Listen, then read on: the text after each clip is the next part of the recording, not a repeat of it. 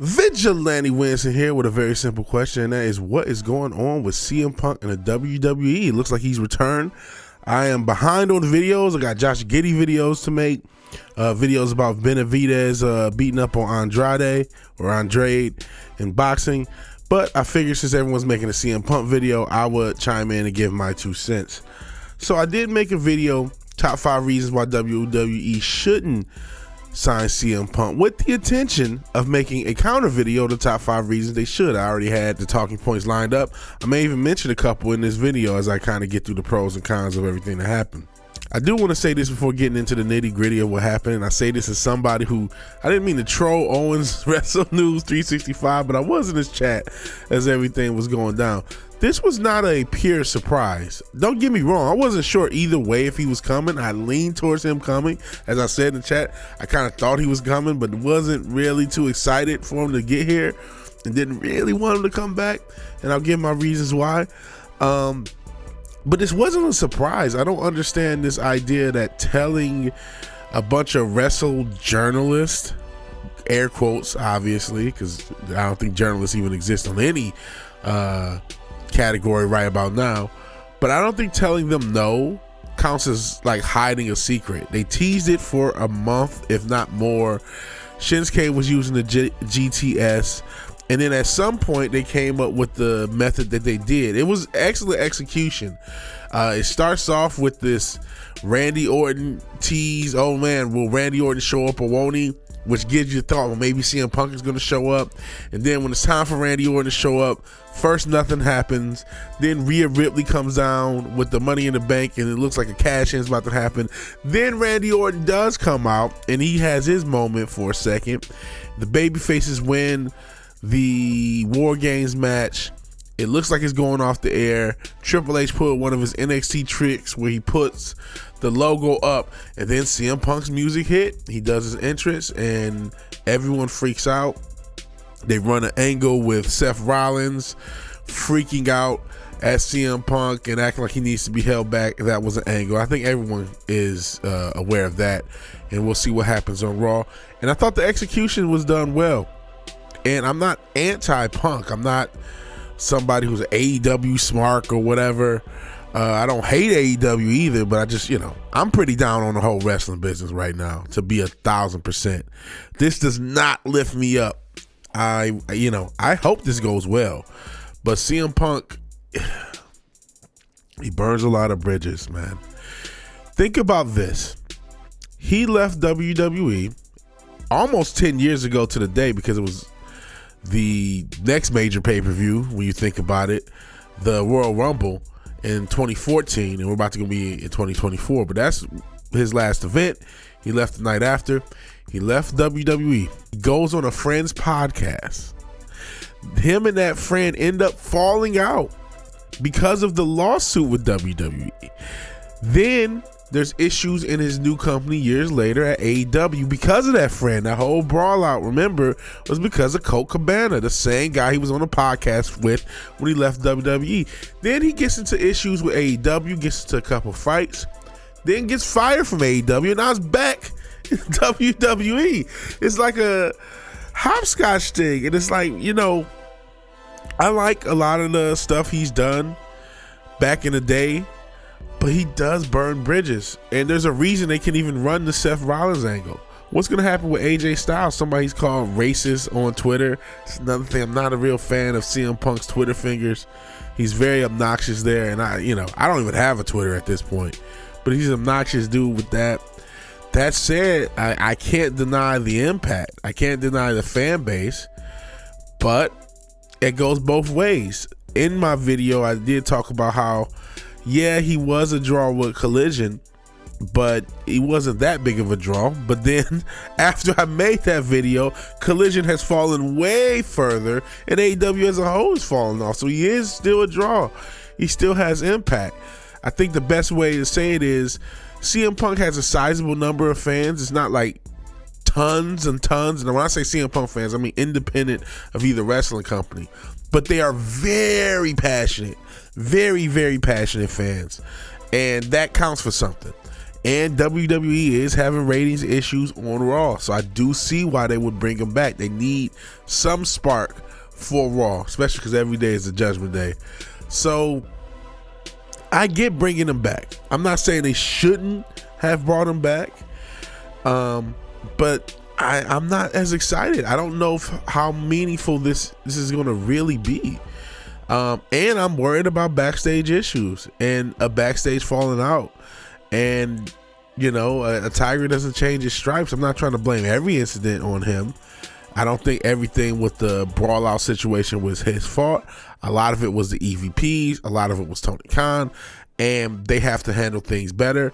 I also don't think he should have been fired, all things considered. Even after the Jack Perry incident, think about somebody like Sammy Guevara, who's had his share of backstage fights allegedly and had his share of controversy. You remember the Sasha Banks thing?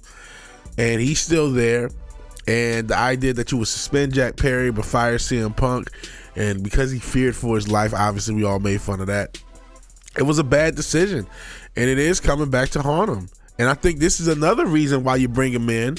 This was something I had in the video. Maybe I still do it. Top 5 reasons why they did sign CM Punk, maybe. But it is a coup on AEW. It is a thumb in their nose. It is rubbing it in their face, because now their former world champion, hey, I don't know if he has the belt. You can do the old Ric Flair stuff, the real world champion stuff.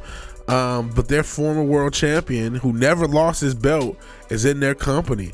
And it's a big, it's a big hype thing. The media comes with it. The people who aren't necessarily wrestling fans checking in for the first time in a long time come with it. There's a lot of hype. But what's going to happen with that hype? I think a lot of people are gotten in the habit of just liking those big moments, big returns. Going back to AEW was very good for having big returns. I remember the night Daniel Bryanson and Adam Cole came in. I think it might even CM Punk's first match, and it felt like, yeah, everything's different now. And so tonight you had, or last night I should say, had the return of R-Truth, of course, Randy Orton, and of course CM Punk. And yeah, everything feels good. It's a game changer. And then it's, a random Raw in the middle of nowhere, in the middle of the schedule. And then what's happening? Are we still getting boring stuff? What is CM Punk going to do when he gets crappy creative? Because it will happen. It's WWE. Is he going to freak out? Is he going to be a team player? Is there going to be a little bit more synergy? Vince is not the guy anymore. Maybe he gets some creative he doesn't like. Maybe he goes to someone in a professional manner, gives his opinion, and they come up with something a little more synergistic. I hope it's like that. I hope everyone gets what they want, but I'm a little down on it. I just feel like CM Punk is good, but CM Punk ain't great. Another thing, what about his in-ring issues he's had of late, mainly with injuries and botches? He had a lot of botches in AEW. I know they don't have a performance center. It's not as easy for him to sharpen his skills, but he got hurt a lot on top of that. Does he even have the physicality to keep going? And then the big issue I'm going to have is, what about guys like Gunther and LA Knight and anyone else was looking like they're just about to crack? Even a guy maybe like what they call him, the Archer of Infamy, Damian Priest. Those guys who are just about to crack the upper mid card into the main event scene, are they another spot down because of CM Punk? I mean, Triple H has just made this big hullabaloo about LA Knight being at the end of his career, but he's like 5 or 6 years younger than CM Punk. And it's clear, at least to me, that Triple H is not as big of a fan as LA Knight as the fans are. What's going to happen to everyone's push? Is CM Punk going to blanket over everybody? It would be nice to see him interact with these people and see cool stuff. But what's really going to happen? How is CM Punk going to deal with the lack of creative freedom that he's not going to get in AEW? Say what you will about him, but for all of this organization, you can kind of do whatever you want.